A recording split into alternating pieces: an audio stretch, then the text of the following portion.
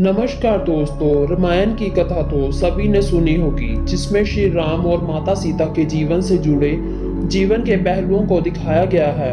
उन्हीं में से एक कहानी में ये बताया गया है कि कैसे मर्यादा पुरुषोत्तम श्री राम अपनी पत्नी सीता को एक धोबी की बातों में आकर अयोध्या छोड़ जाने को कह दिया था। लेकिन क्या आपको पता है कि वो धोबी के रूप में जन्मा एक पक्षी था, जिसके श्राप से ही माता सीता को वन में भटकना पड़ा। जी हाँ, आपने सही सुना, माता सीता को श्राप मिला था। माता सीता को किस पाप की सजा मिली जो उन्हें वन वन भटकना पड़ा? मिथिला नगरी में जनक राजवंश राज करता था। उन्हीं में से एक राजा सिरजध्वज थे। यज्ञ के लिए वो जमीन जोत रहे थे। उसी समय वहां एक कन्या निकलती है। इस सुंदर कन्या को देख राजा को बहुत खुशी हुई। उन्होंने उस कन्या को अपनी पुत्री बना लिया।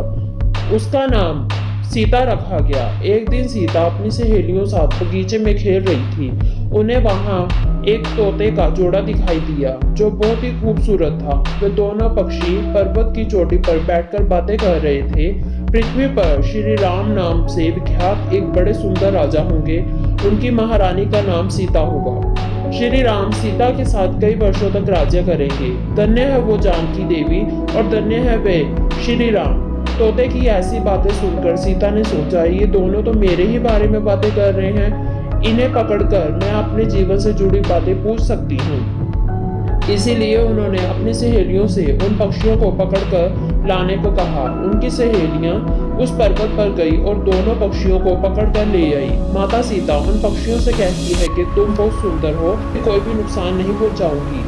तुम बस मुझे ये बताओ कि तुम दोनों हो कौन और कहां से आए हो, और श्री राम कौन है और माता सीता कौन है? तुम्हें उनके बारे में कैसे पता है? माता सीता के पूछने पर दोनों पक्षी बताते हैं कि एक विख्यात ऋषि के आश्रम में हम वहाँ रहते हैं। महर्षि रामायण नाम का ग्रंथ लिखा है। इसका पाठ उन्होंने अपने शिष्यों को भी करवाया है। इस ग्रंथ में ऋषि ने बताया है कि भगवान विष्णु, राम, लक्ष्मण, भरत, शत्रुघ्न ये मानव रूप धारण कर पृथ्वी पर जन्म लेंगे। बड़े होने पर श्री राम विश्वामित्र और छोटे भाई लक्ष्मण के साथ हाथ में धनुष लिए मिथिला आएंगे और शिवजी के धनुष को तोड़कर सीता से विवाह करेंगे। और उस जोड़े ने कहा कि हे सुंदरी, हमने तुम्हें सब कुछ बता दिया है, अब हमें छोड़ दो, हम जाना चाहते हैं। पक्षियों की बातें सुन माता सीता के मन में और भी बातें जानने की इच्छा हुई। उन्होंने उन दोनों से पूछा कि राम कहाँ होंगे, वे किसके पुत्र हैं, कैसे वो मिथिला आकर जानकी से विवाह करेंगे। नर तोता बोला, श्री राम का मुख कमल के समान सुंदर, नेत्र बड़े बड़े, नासिका ऊंची पतली, भुजाएं घुटनों तक, गला शंख के समान होगा। मैं उनका क्या वर्णन करूं, जिसका बखान 100 मुख वाला भी नहीं कर सकता। दोनों पक्षी कहते हैं कि जानकी देवी धन्य है, जो जल्द ही रघुनाथ जी की पत्नी बनकर उनके साथ राज करेगी। लेकिन तुम कौन हो? पक्षियों की बातें सुन सीता ने, जिन्हें तुम जानकी कह रहे हो वह मैं ही हूँ। माता सीता कहती है कि मैं तुम दोनों को तभी छोड़ूंगी जब राम यहाँ आकर विवाह करेंगे। तब तक तुम दोनों आराम से मेरे पास रह सकते हो। ये बात सुन माता तोता सीता से कहती है, हम तो वन के पक्षी हैं, हमें यहाँ सुख नहीं मिलेगा। मैं गर्भवती हूँ, हमें जाने दो। उसके ये कहने पर सीता ने तभी भी नहीं छोड़ा।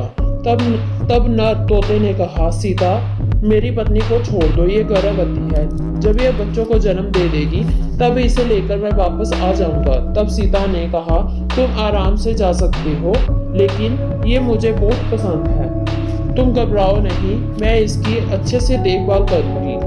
माता सीता ने मादा तोते को छोड़ने को बोल दिया तो तोता उदास हो गया। तोता उदास होते ही माता सीता से निवेदन करता है कि मैं अपनी पत्नी के बिना जिंदा नहीं रह सकता, इसलिए इसे छोड़ दो। माता सीता को बहुत समझाया, लेकिन माता सीता ने उनकी पत्नी को नहीं छोड़ा।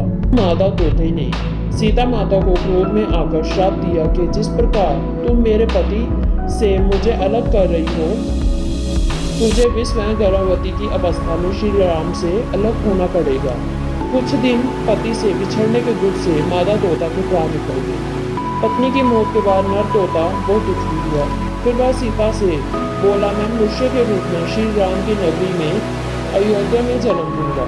मेरे ही कारण तुम्हें पति के वियोग को उठाना पड़ेगा।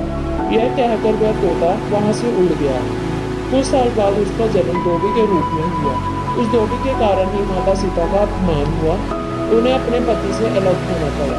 तोते के श्राप के कारण ही माता सीता को श्री राम से बिछड़ना पड़ा। इसी वजह से जब माता सीता गर्भवती थी तब उन्हें श्री राम से अलग होना पड़ा। इस कहानी से हमें यही सीखने को मिलता है कि कर्म का फल भोगना जरूर पड़ता है।